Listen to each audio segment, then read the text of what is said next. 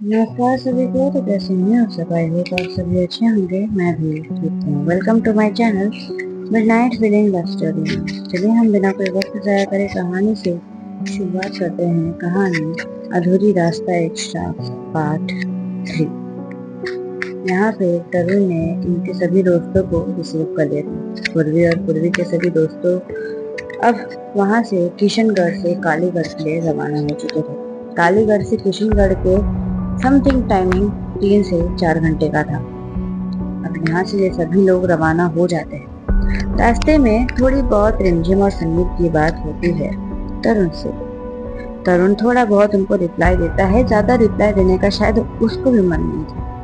उसके रिप्लाई देने के तरीके से पता चल रहा था। तो रंजीन और समीरा कुछ पूछते भी नहीं है। तरुण जो कि कार ड्राइव करते हुए साइड मिरर से देखता है तो देखता है कि अदिति जो कि बहुत ही ध्यान से बाहर के नज़ारे को देख रही है और उसके कुछ जुल्फे जो कि उसके फेस पे आ रही है। लग बहुत खूबसूरत रही थी वो उसके। तो वो थोड़ी देर के लिए अपनी आंखें मानो अदिति के फेस पे ही उस लुकिंग ग्लास से ठहरा चुका था। उसकी आंखें मानो ठहर चुकी थी। लेकिन वो देखते देखते ही देखता है कि अदिति के जो साइड पे बैठी थी वहां पे जो डोर था थोड़ा सा उसका दुपट्टा जो कि डोर से थोड़ा सा बाहर था। तो वो क्या करता है, तुरंत ही कार को स्टॉप करता है। जैसे ही वो कार को स्टॉप करता है तो यहाँ पे समीर बेचारा जो कि प्रॉपरली बैठा नहीं था वो तुरंत मतलब ऐसे ठुकते ठुकते बचा था। तो वो सीधा क्या पड़ता है, अरे भाई मारने का प्लान है क्या? मतलब ऐसा बता दो, कार के सामने लाके खड़ा कर दो, फिर ठोक दो। पूर्वी जो कि बाहर के नजारे को देख रही थी तो वो भी थोड़ा सा इस तरफ देखती है। अदिति भी थोड़ी सी शॉक थी। इवन रिमझिम तो क्या ही पड़ती है, ये गए हुए क्या दिमाग से? लेकिन वो ज्यादा किसी कुछ सुनता नहीं है और वो उतरता है अपने जगह से, अपने डोर ओपन करके उतरता है और अदिति के पास जाता है। जब अदिति के पास जाता है तो अदिति की तरफ एक बार देखता है, जो कि अब थोड़ी सी आंखें बड़ी करके उसको देख रही थी। अभी तक उसके चेहरे की एक भी रिएक्शन चेंज नहीं हुआ था, लेकिन अब थोड़ी सी वो शॉक थी। तरुण के फेस पे कोई रिएक्शन नहीं था। वो आता है, अदिति के पास का डोर ओपन करता है और वो जो दुपट्टा थोड़ा सा बाहर निकला हुआ था वो उसे उसके हाथ में दे देता है और हाथ में देते हुए ही वो अपनी जगह पर आकर बैठ जाता है। वो अपनी जगह पर आकर बैठता है और अब वो वहां से निकल जाता है। अब वो कार वहां से निकल जाती है, मैंने आगे बढ़ जाती है।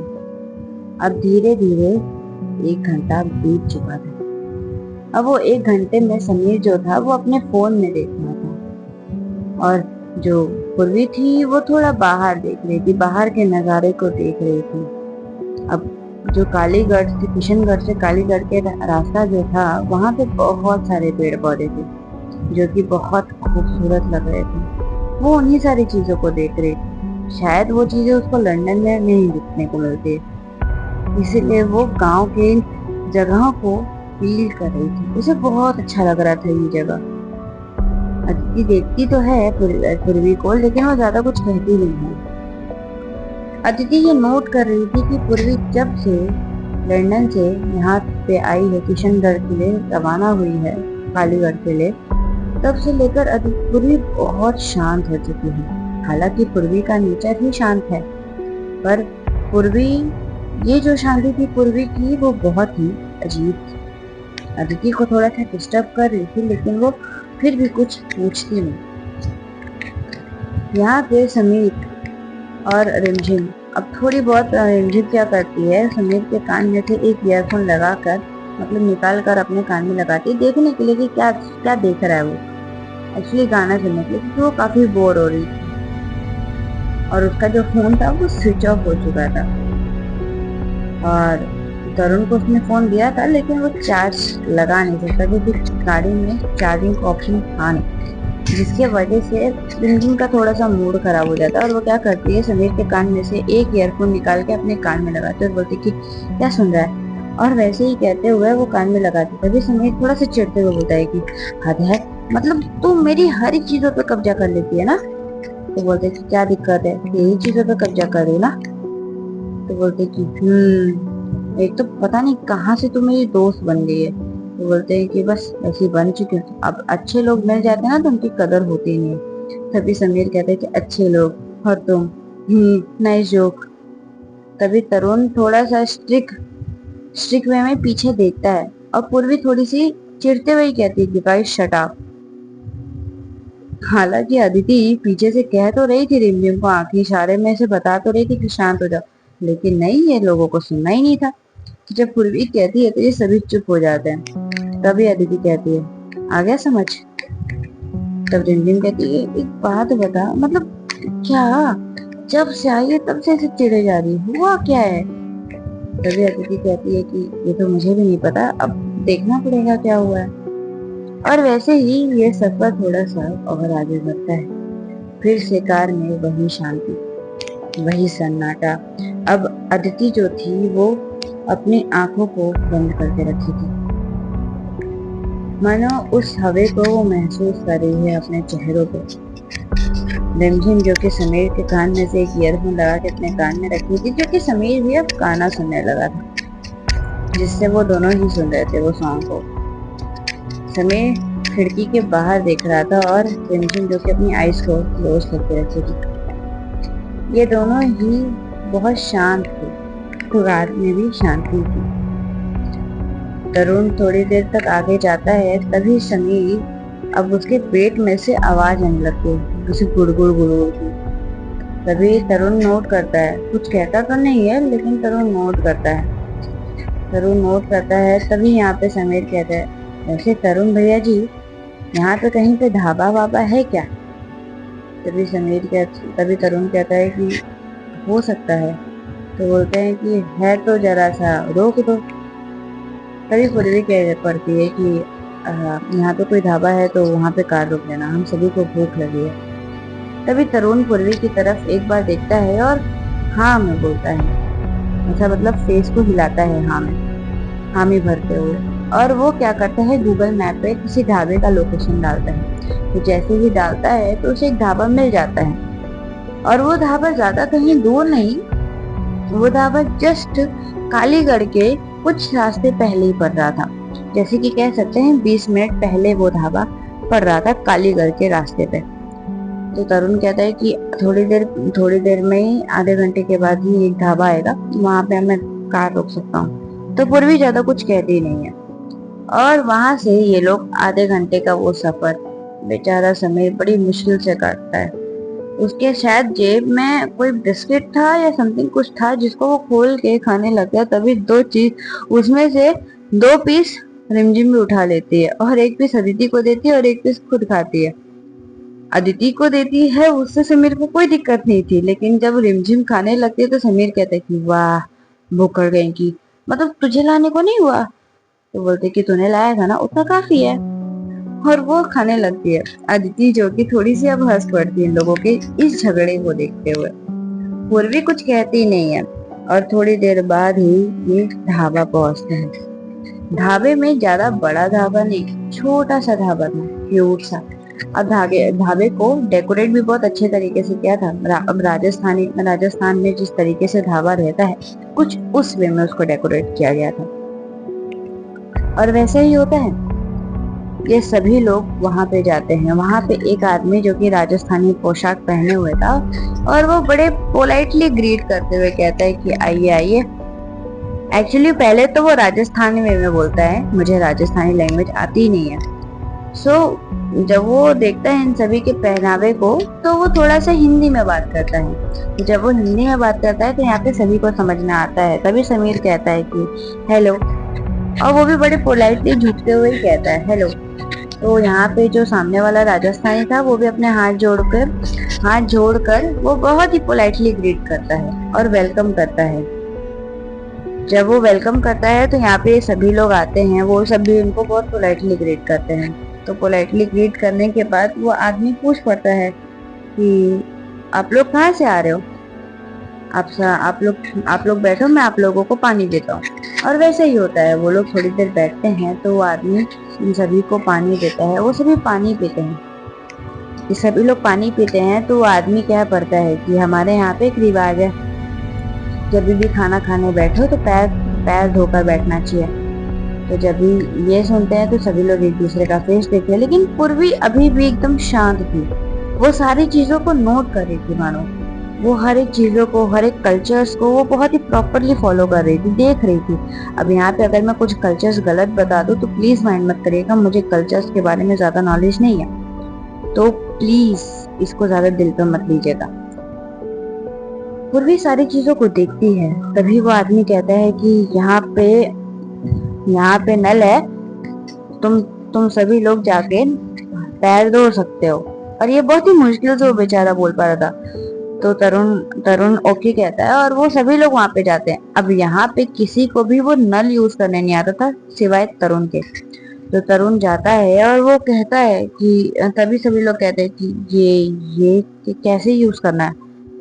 तभी तरुण कहता है कि ओके, तो यहाँ से, और वो कैसा होता है ना कि वो हैंडपंप टाइप नल था, पीछे से उसको प्रेस करना होता है तभी आगे से पानी आएगा। इट्स लाइक दैट, जो कि गांव में मोस्ट ऑफ द होता है, वैसा नल था वो। तो वो लोग क्या करते हैं, तरुण बताता है, तरुण जाता है और पीछे से जो 2-3 बार प्रेस करता है तो आगे से पानी आना शुरू होता है। तो ये चीज थोड़ी सी रिमझिम को इंटरेस्टिंग लगती है। रिमझिम बोलती है इंटरेस्टिंग, तभी समीर बोलता है कि वैसे ये बहुत ही पुराना मेथड है जिससे जमीन का पानी ऊपर आता है। वैसे अज्ञानी लोगों को ना इस ज्ञान की बात के बारे में कुछ नहीं पता होता है। तभी रिमझिम क्या करती है, अपनी खूनी से समीर के पेट में मारती है। तभी समीर अपने पेट को पकड़ते हुए कहता है मार डाला दे।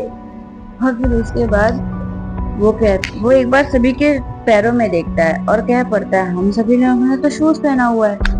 तभी वो आदमी जो कि था वहाँ का ओनर, अब कह सकते हैं, वो आता है और वो बोलता है कि आप सभी लोग अपनी शूज निकाल लीजिए और अपने पैरों को धो लीजिए और मैं खाना लगा लेता हूँ, आप तब तक पैर धो के आ जाइए।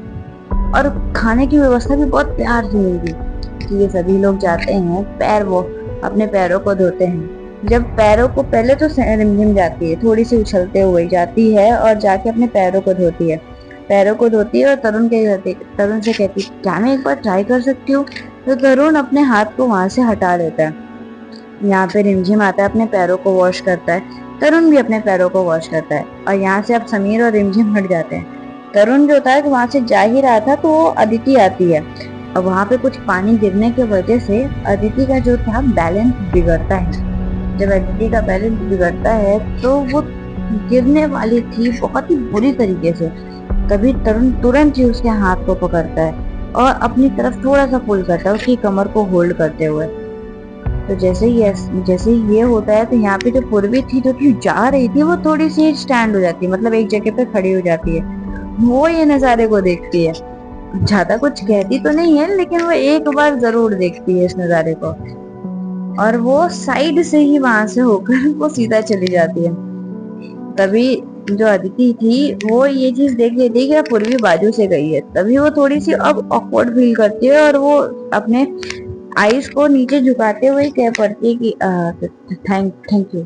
और इतना कहकर वो वहां से, मतलब तरुण की ग्रिप जो थी उससे अपने छुड़ाती है अपने आप को, और वो सीधा उस नल के पास जाती है जहाँ पे पैर वॉश और फ्रेश होने के थोड़ा सा स्पेस था। वो वहां पे जाती है तो वो अदिति जो थी वो पहले पीछे जाती है और प्रेस करती है, मतलब पीछे हैंड प्रेस कर उस नल के जो साइड से निकले हुए थे उसको प्रेस करती है, जाके आगे पानी है। अब मुझे इसका नाम नहीं पता है, प्लीज उसको माइंड मत करना। तो पानी आता है तो यहाँ पे पूर्वी थोड़ा बहुत हाथ अपने फेस वॉश करती है, अपने पैरों को, अपने हाथ को अच्छे से वॉश करने के बाद अब वो भी ये चीज करती है, सेम चीज।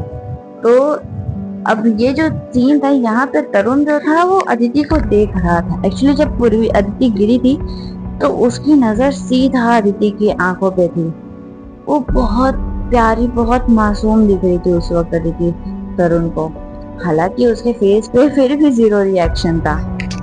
यहाँ पे पूर्वी देखती है एक बार तरुण को, तो वो क्या करती है, वो तरुण को कहती है कि आप आके जरा ये कर देंगे, हेल्प कर सकते हैं। तो तरुण क्या करता है कि वो वहां पे जाता है और वो अदिति अब क्या करता है, वो पीछे से वो प्रेस करना शुरू करता है ताकि आगे पानी आए।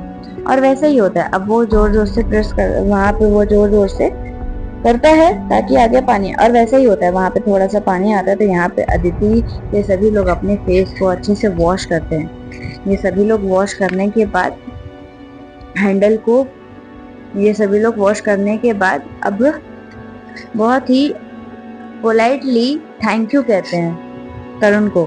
तो तरुण कहता है कि इट्स माय प्लेजर। और फिर उसके बाद ये सभी लोग बहुत अच्छे से वहां पे जाते हैं तो देखते हैं कि फ्लोरिंग की गई थी, कि दैट फ्लोर पे मतलब ऐसा समथिंग मैट बिछाया हुआ था एंड बहुत ही बेहतरीन तरीके से, मतलब ऐसा कह सकते हैं कि कल्चर वाइज बहुत ही ब्यूटीफुल तरीके से वहां पे खाने का बंदोबस्त किया था ढाबे पे। तो वो सभी लोग, अब पूर्वी को ये नहीं पता था कि अब कैसे बैठ के खाया जाता है, तो बैठता है कैसे ये पूर्वी को अच्छे से पता था, लेकिन यहाँ पे इस तरीके से होता है ये पूर्वी को नहीं नॉलेज थी। तो वैसे ही होता है, तो पूर्वी एक बार सबको देखती है और सभी लोग अब धीरे धीरे बैठ जाते हैं। अदिति भी बैठती है तो एक बार पूर्वी उसको देखती है, फिर वो भी बैठती है और वहां पे उसके सामने कुछ राजस्थानी डिशेस जो कि आते हैं वो आदमी रखता है और खाने के लिए कहता है। तो ये सभी लोग अब खाना शुरू करते हैं, सभी लोग खाते हैं। तो वो खाना इतना अच्छा था, समीर तो सीधा कह ही पड़ता है कि वाह क्या बात है अंकल जी, आपके हाथ के खाने से ना मजा आ गया। तो बोलता है कि थारे को खाना पसंद आया। तो समीर कहता है कि जी जी बहुत ही बेहतरीन खाना है आपका। तभी तरुण कहता है कि अच्छा खाना बनाया। वैसे तारीफ सभी लोग करते हैं लेकिन पूर्वी अभी भी कुछ नहीं कहती। तभी वो आदमी पूछता है कि आप लोग कहाँ से हो। तभी समीर कहता है कि एक्चुअली हम लोग लंदन से हैं। तो वह आदमी थोड़ा सा शॉक हो जाता है, बोलता है कि लंदन से हो, तभी तो तुम लोगों को ये सब चीजें नहीं आती। अब ये उसने थोड़ी सी इंसल्ट में बोला था या मजाक में, ये तो वो शख्स ही जाने। यहाँ पे ये सभी लोग एक बार शख्स को देखते हैं और वो लोग थोड़ा सा हंस पड़ते हैं, ये लोगों को थोड़ा सा मजाक लगता है। वो आदमी भी थोड़ा सा मस्ती वे में ही कह पड़ता है। ये सभी लोग अब खाना खाते हैं और खाना खाने के बाद ये सभी लोग अब रवाना होने ही वाले थे, गाड़ी में बैठने वाले थे सभी लोग। तभी वो शख्स पूछ पड़ता है तरुण की तरफ देख के, थारे को जेना किधर है।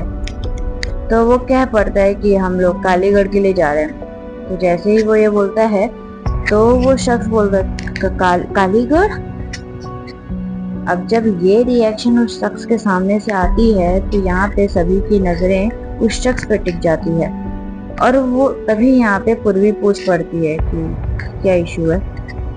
तो तरुण कहता है कि जी कोई प्रॉब्लम है क्या। तो बोलते कि कालीगढ़ कहाँ जा रहे तुम, थारे लोगों को मरने के।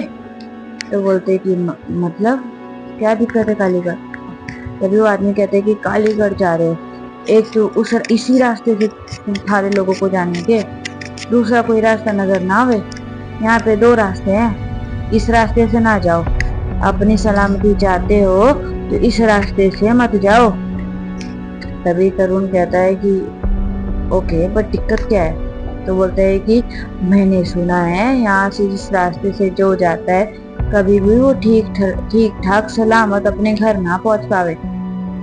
तभी तरुण कहता है कि पर दिक्कत क्या है, हम लोग तो इसी रास्ते जाएंगे क्योंकि मैप में यही रास्ता शो कर रहा है, दूसरा कोई रास्ता हमें शो नहीं कर रहा है। तो बोलते हैं कि जाओ, थारे लोगों को जे करना है करो, मैं तो बता रहा था, हमारे काम बताने का था, तुम लोग जरा अपना ख्याल रखना। पूर्वी कहती है कि वॉट एवर। और पूर्वी को इन सारी चीजों में कोई इंटरेस्ट नहीं था, एक्चुअली तरुण को भी नहीं था। तरुण जस्ट नॉलेज के लिए पूछ रहा था कि कोई और सेकंड रास्ता है या शॉर्टकट है क्या। तो उसको कुछ समझ में आता नहीं, उस आदमी के व्यवहार से तो उसको कुछ लगता नहीं और पूर्वी को थोड़ा सा इरिटेटिंग लगता है। तभी वो कहता है कि आई थिंक हम सबको चलना चाहिए। उस आदमी को पूर्वी का नेचर थोड़ा सा अजीब लगता है। वो बोलते है कि ये लड़की पागल है कि तुम्हारी बात को इग्नोर कर रही है, थारे को समझ में आ रहा है ये रास्ता कितना खतरनाक हो सकता है तुम थारे लोगों के लिए। तभी पूर्वी कहती है कि इनको पूछो कि इशू क्या है इस रास्ते में, हमें जाने दे और थोड़ा सा इनको बोलो कि प्लीज। अब ये पूर्वी का जो वर्ड था काफी राश था, तरुण समझ रहा था, तभी अदिति बहुत ही पोलाइटली कहती है कि हेलो, क्या इशू क्या है, इस रास्ते पे दिक्कत कुछ है? तो बोलते हैं कि इस रास्ते पे माना जाता है काली जादू की शक्तियां रहती हैं, भूत प्रेत। जैसे आप लोग मानते हो कि नहीं मानते हो मुझे नहीं पता, आप लोग मानोगे कि नहीं मानोगे, लंदन के आए लग रहे हो, लंदन के आए हुए हो तो, लेकिन यहाँ पे भूत प्रेत जैसे होते हैं। तभी पूर्वी को ये सारी चीजें बहुत ही ज्यादा इरिटेटिंग लगती है और वो सीधा तरुण को कहते हैं कि let's go, we are getting late. तो तरुण भी अब ज्यादा कुछ ध्यान देता नहीं है और वो भी जाके बैठ जाता है। और ये सभी लोग अब कार में बैठते हैं और कार अब वहां से कालीगढ़ के लिए रवाना होती है। कालीगढ़ के लिए ये कार रवाना होती तो है, तभी रास्ते में कालीगढ़ का जो महल था पूर्वी का, जिस जगह पे इन लोगों को जाना था, वो जो प्लेस थी, जिस जगह पे इन लोगों को रुकना था, वो जगह कालीगढ़ के बीचों बीच थी। और उस जगह पे जाने के महज 2 रास्ते थे। एक रास्ते पे जो कि मैप में शो नहीं कर रहा था, इसीलिए तरुण उस रास्ते से आ नहीं पाया था, लेकिन जो रास्ता शो कर रहा था वो रास्ता सही नहीं था उस आदमी के अनुसार। आदमी पीछे से चिल्ला के कहता भी है कि जिंदा नहीं जा पाओगे अपने घर पे, लेकिन ये लोग अब उसको इग्नोर करते हैं। उर्वी उस आदमी को बहुत ही अजीब नजरों से देख रही थी, लेकिन वो ज्यादा कुछ कहती नहीं। लेकिन अदिति इन सारी चीजों को पूर्वी के नोट कर रही थी। पूर्वी जो कि अभी तक तो बहुत शांत थी, थोड़ी देर बाद अब ये जो रास्ता था, थोड़ा बहुत दोपहर का वक्त हो रहा था, शाम के 3:30 बज रहे थे अब। और अब ये सभी लोग वहां उस रास्ते से निकल रहे थे। बहुत सारे पेड़ पौधे, वही हरियाली, सारी चीजों को पूर्वी देख रही थी। अब ये सभी लोग फिर से कार में, वही शांति। पूर्वी जैसे ही बाहर देख ही रही थी, तभी उसकी नजर एक जगह पे पड़ती है। जैसी उस जगह पे पड़ती है, यहाँ पे पूर्वी की आंखें खुली की खुली रह जाती। उसकी आंखें बहुत ही अब गहरी हो चुकी थी। वो मानो अब उसकी बदन जो थी वो बहुत ही हीट हो रही थी, उसको बहुत गर्मी महसूस हो रही थी अपने अंदर, बहुत ही ज्यादा। वो पूरी तरीके से घबरा रही थी, उसके हाथ पैर सब शिविर कर रहे थे, कांप रहे थे, उसका तन बदन बहुत कांप रहा था। तभी जो रिमझिम थी वो देखती है, वो एक्चुअली कुछ दिखाने के लिए या कुछ देने के लिए पूर्वी को टच करती है। तो जैसे ही रिमझिम टच करती है, वो तुरंत अपनी हाथों को पीछे कर लेती है, क्योंकि पूर्वी की शरीर पूरी तरीके से गर्म हो चुकी थी, पूरी तरीके से ऐसा लग रहा था पूरा हीटनेस उसके अंदर भरा पड़ा हो। जब ये चीज बाजू में बैठा तरुण देखता है तो वो भी थोड़ा सा घबरा जाता है। पूर्वी एक टक बाहर की ओर देख रही थी। यहाँ पे अदिति भी, अब जैसे ही रिमझिम तुरंत हाथ पीछे करती है तो अदिति कह पड़ती थी, अब क्या हुआ तुझे? और वो तुरंत पूर्वी की तरफ देखती है, पूर्वी जो कि बाहर देख रही थी। तभी अदिति बोलती है, पूर्वी पूर्वी। लेकिन पूर्वी बाहर लगातार बार बार उसी नजारे को देख रही थी, उसी चीज को देख रही थी। बाहर एक जला हुआ पेड़, थोड़ी दूर जाने के बाद एक मंदिर जो कि अब खंडर बन चुका हो। वहां पे अब पूरे झाले लग चुके थे, पूरा ऐसा लग रहा था मंदिर कई सदियों से बंद हो चुका हो, काली माता का मंदिर। वही कुआं, शायद उसने ये सारी चीजें पहले कहीं देखी सी लग रही थी उसे। उसकी शरीर बहुत ज्यादा काम करना, बहुत ज्यादा गर्म हो चुकी थी। शायद अब उसका दिमाग काम करना बंद हो चुका था, पूरी तरीके से ब्लैंक हो रहा था। उसके हाथ पैर बहुत ज्यादा कांप रहे थे, मानो एक बहुत ही वो अजीब से घोर में जा रही हो। तभी अदिति जो थी वो रिमझिम के प्लेस पे आती है और रिमझिम को अपने प्लेस पे करती है और वो पूर्वी को बुलाने लगती है, पूर्वी पूर्वी पूर्वी, होश में आओ पूर्वी। लेकिन पूर्वी शायद अपने होश में नहीं थी उस वक्त। पूर्वी तुरंत ही एक बार पलट के अदिति की तरफ देखती है तो भाई साहब जब वो उसकी आंखें दिखती है तो अदिति थोड़ी देर के लिए पीछे हो जाती है।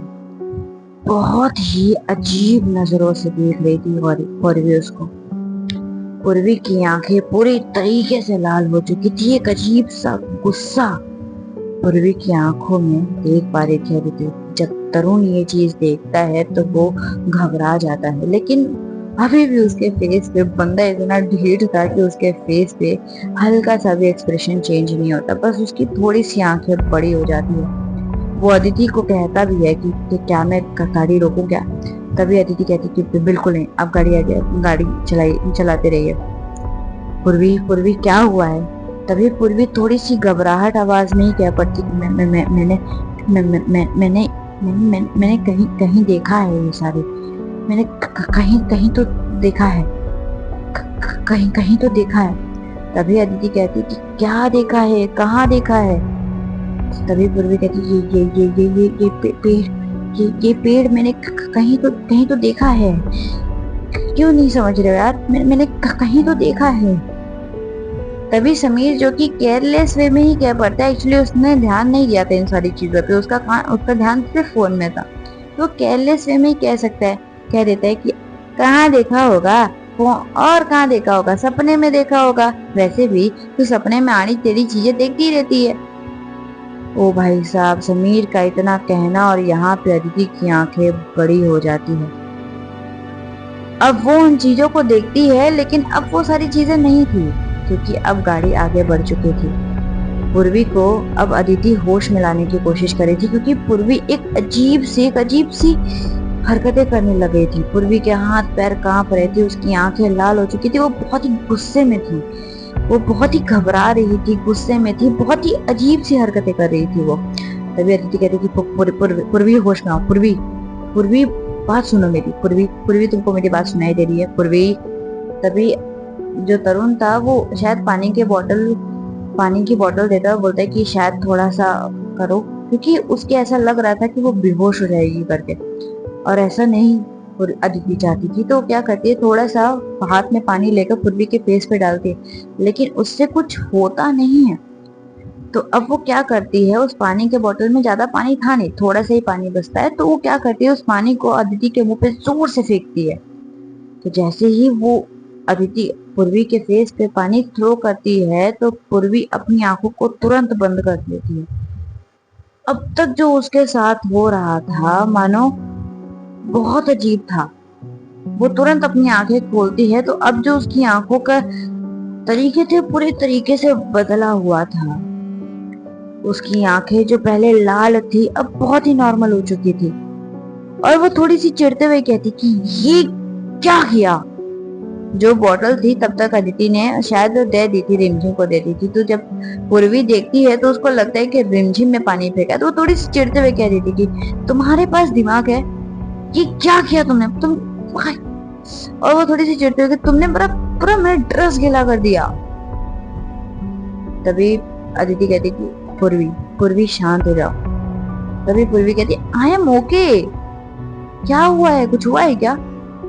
लेकिन जब ये सुनता है तरुण तो उसके तो मानो पैरों से नीचे जमीन ही खिसक गई हो, और वो अब तक जो पूर्वी की सारी चीजों को देखा वो बहुत ही शॉक हो जाता है, और वो शॉक में ही एक बार अदिति की तरफ देखता है।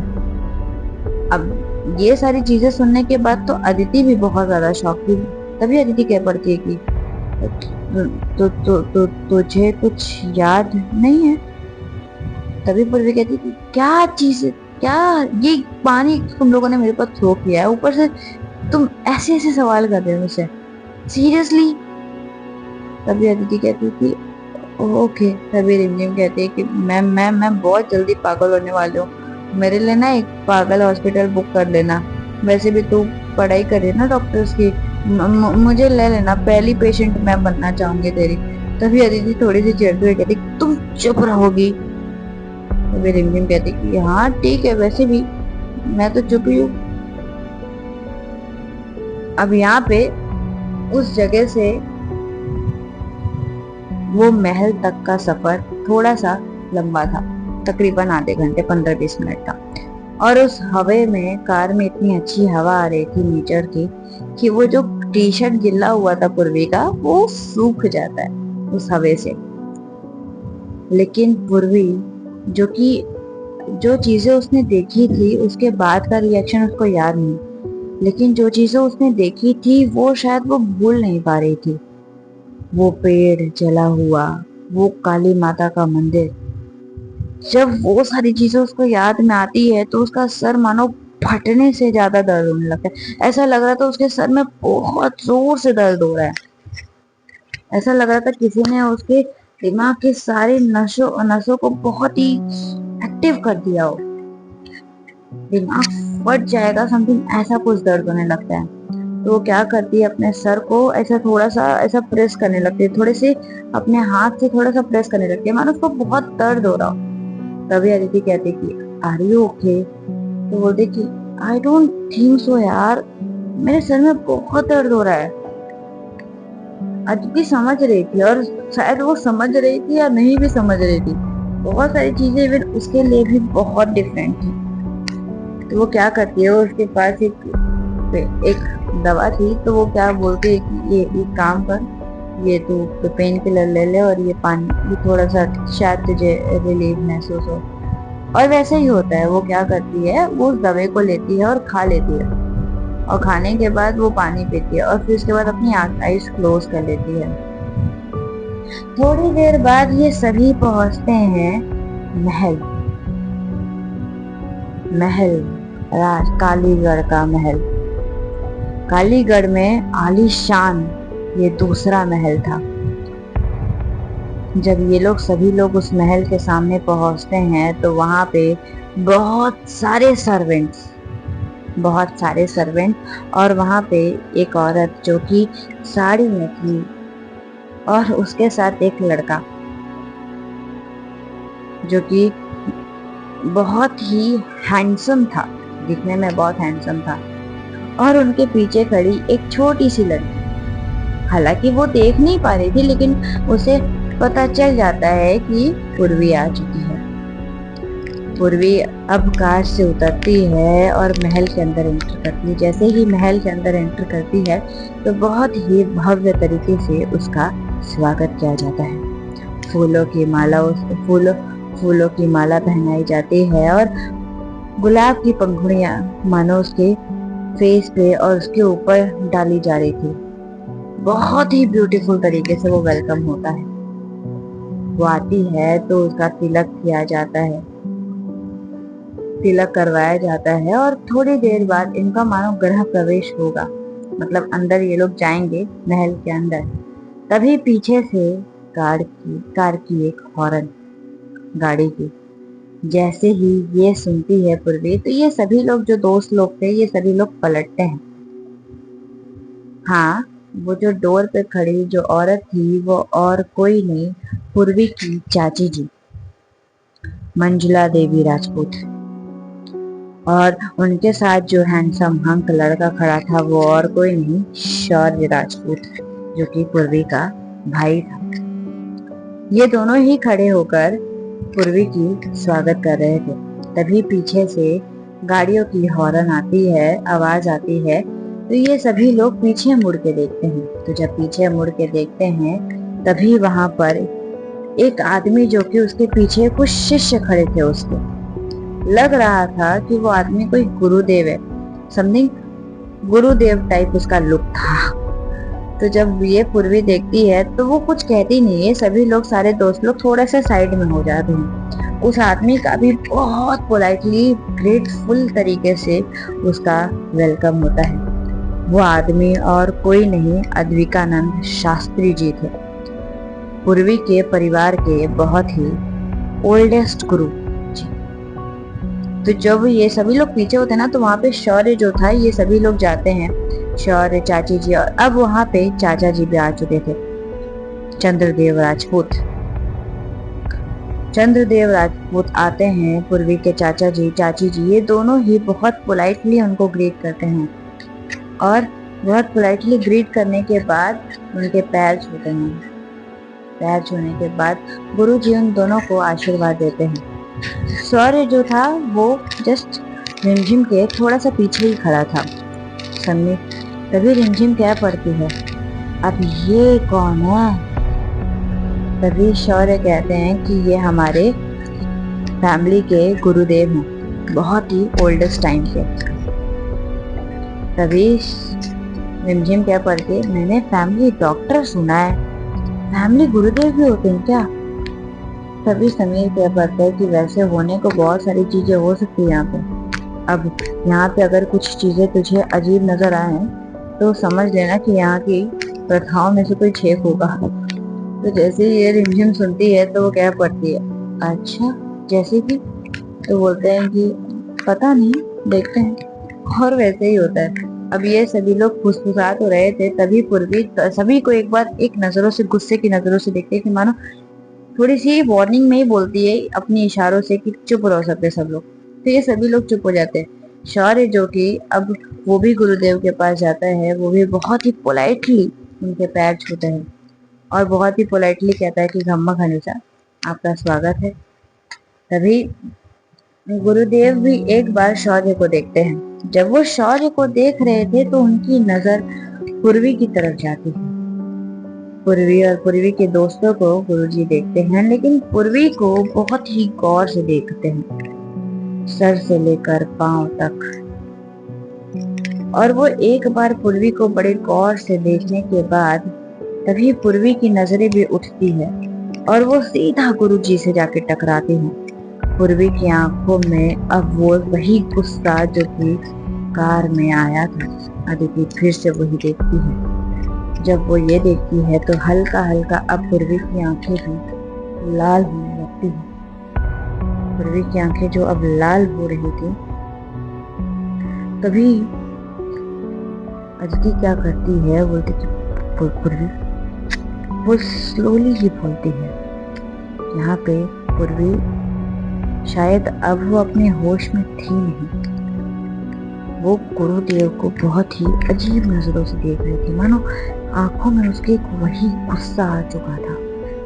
धीरे धीरे अब उसकी आंखें लाल होने लगती हैं। तभी शौर्य आ जाता है और बीच में कहता है कि आइए गुरुजी आप अंदर चलिए। और वैसे ही होता है। तो जैसे ही शौर्य बीच में आता है तो पूर्वी फिर से अपने होश में आती है। उसे नहीं समझ में आ रहा था कि उसके साथ आखिर हो क्या रहा है। ये सभी लोग अब अंदर जाते हैं। गुरुजी को उनका कमरा दिखाया जाता है, गुरुदेव को। जब ये सभी लोग अंदर जाते हैं तभी पीछे से एक लड़की की आवाज, पूर्वी भाई साहब आप आ गए? आपको पता मैंने आपको बहुत मिस किया। तभी पूर्वी पलटती है तो पूर्वी देखती है कि एक लड़की जो कि उसकी ये समथिंग 16 से 17 के बीच में होगी। उसने अपने फ्रॉक पहन रखा था, बहुत ही क्यूट थी वो। उसके फेस पे वो मासूमियत देखती है। तभी पूर्वी अपनी बाहों को खोलती है तो वो लड़की आके सीधा पूर्वी के गले लग जाती है। शौर्य भी ये चीज देखता है। तभी पूर्वी कहती है, चंचला कैसी हो? तभी चंचला कहती, भाई साहब आपने तो बहुत इंतजार करा दिया। आप हमेशा कहते थे आप आओगे आओगे, अब जाके आप आ रहे हो। तभी पूर्वी कहती है कि आ गई ना, आपका इंतजार खत्म हुआ।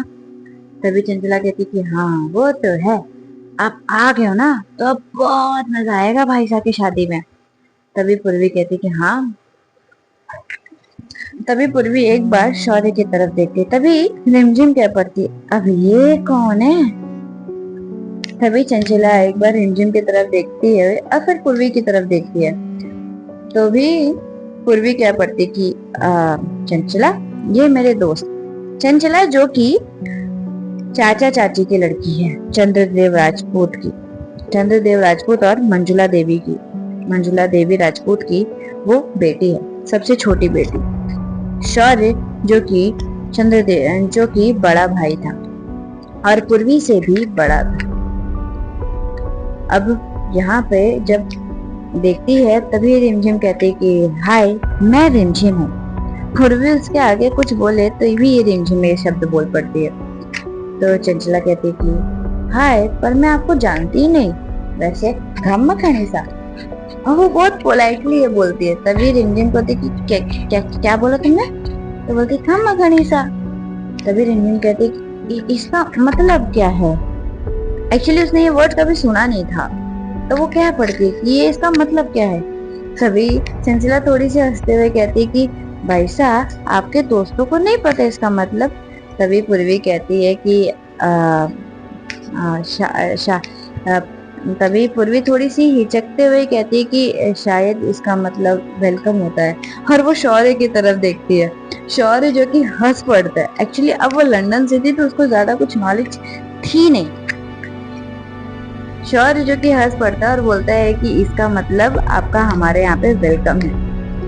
तभी रिमझिम कहती कि अच्छा, मुझे लगा कहीं कुछ गालियां वालियां तो नहीं बक रही है। और वो ये बात धीरे से ही कहती है। तभी अदिति हंस पड़ती है और बोलती है कि हरकतें तुम्हारी वैसी ही हैं। तभी रिमझिम कहती कि यार तुम भी शुरू हो गई। तभी पूर्वी अब अपने सारे दोस्तों से मिलाती है, समीर से, अदिति से और रिमझिम से भी। तभी चंचला कहती है बाकी सब तो बहुत अच्छे हैं, लेकिन चंचला दी आप बाकी रिमझिम दी आप बहुत अच्छे हो। तो वो कहती कि अच्छा, मैं तुम्हें पसंद आई। तो वो कहती हाँ, वैसे पूर्वी दीदी से तुम पसंद आए, मेरी पूर्वी भाई से बहुत अच्छी है। और वो फिर से पूर्वी के साइड से हक कर लेती है।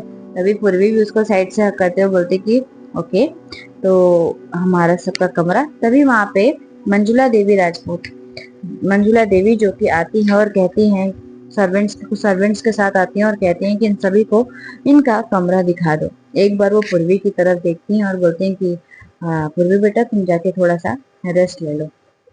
पूर्वी जो कि एक बार अपनी चाची को देखती है और चाची सा को देखती है और चाची सा को देखते हुए ही बहुत ही पोलाइटली बोलती थी जी चाची सा।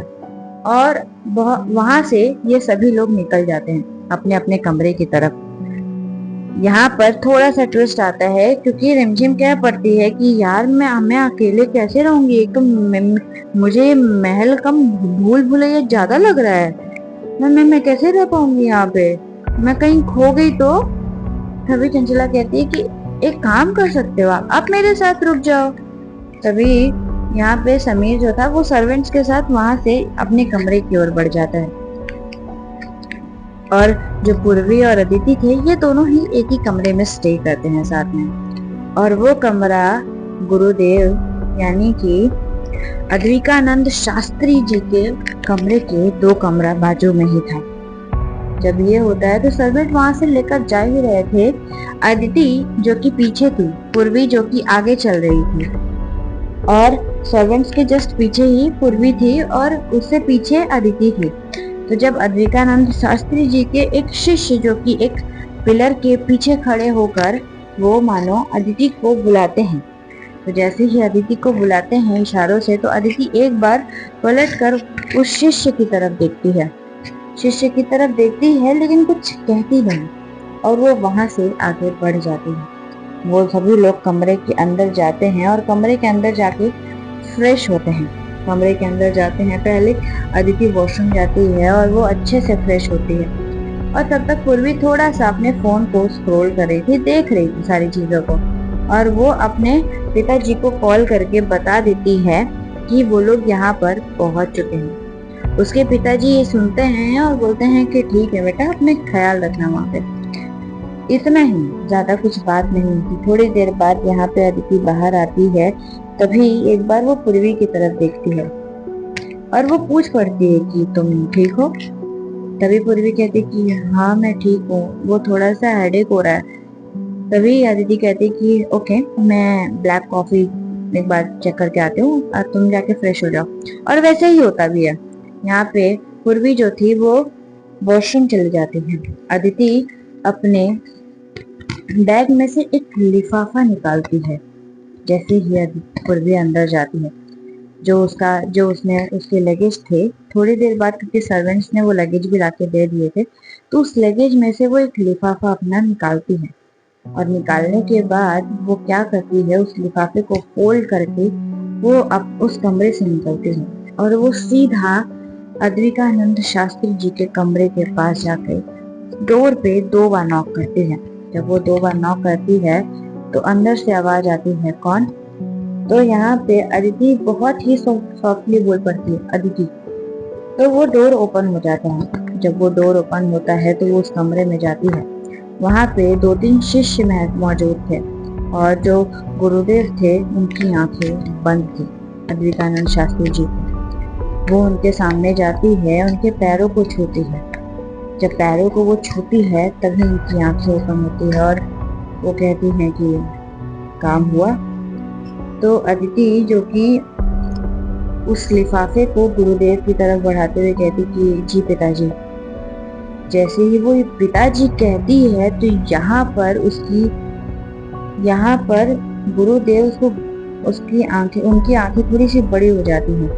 तो वो अपने शब्दों पे ध्यान देते हुए कहती कि माफी पिताजी, माफी गुरुदेव। और फिर वो वहां से निकलने वाली थी, तभी गुरुदेव कहते हैं कि तुम्हारी मित्र पूर्वी राजपूत पर ध्यान दो।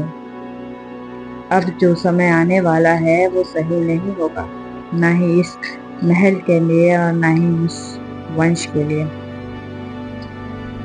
तो बेहतर होगा कि तुम उसके साथ हो।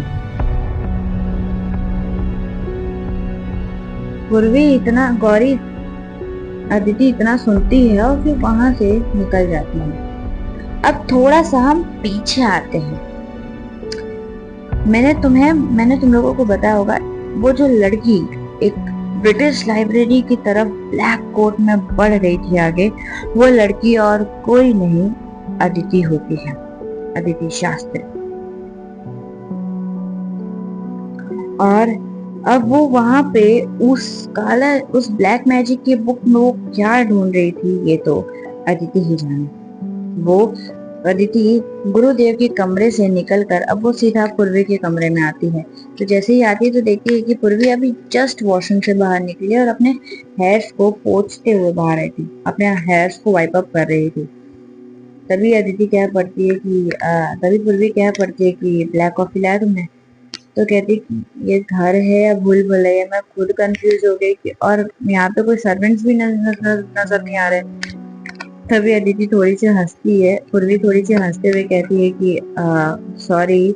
और वो क्या करती है, जस्ट अदिति के बाजू से जाते है, वहाँ पे एक टेलीफोन रखा हुआ था। वो उस टेलीफोन पे नंबर डायल करती है और कॉल करती है, और कॉल करके 2 ब्लैक कॉफी के लिए बोलती है। तो अदिति बोलती कि मैं चाय पीऊंगी। तो बोलती कि ओके, एक चाय और एक ब्लैक कॉफी। तो जैसे ही ये कहती है तो वो कॉल रखती है। कॉल रखने के बाद अदिति उसको घूर के हुए देखती है और बोलती कि सीरियसली पूर्वी? तो पूर्वी कहती सॉरी, मैं भूल गई थी। तभी अदिति थोड़ी सी हंस पड़ती है। चलिए, आज के लिए हम अपनी कहानी को यहीं पूर्ण विराम लगाएंगे और जानेंगे नेक्स्ट पार्ट में कि होता क्या है। और हाँ, देखिए, मुझे पता है कि थोड़ा सा लेट चल रहा है, मैंने चीज़ों को थोड़ा सा कवर अप करने की कोशिश की है। मुझे पता है, मुझे सच में नहीं लगा था कि इतना ऐसा रिस्पॉन्स आएगा मुझे आप लोगों का, क्योंकि मुझे हर 4-5 दिन में एक मेल आ जाता था कि मैम अदिति अधूरी दास्तां आप कब कंप्लीट करोगे, हमारी भी कहानी।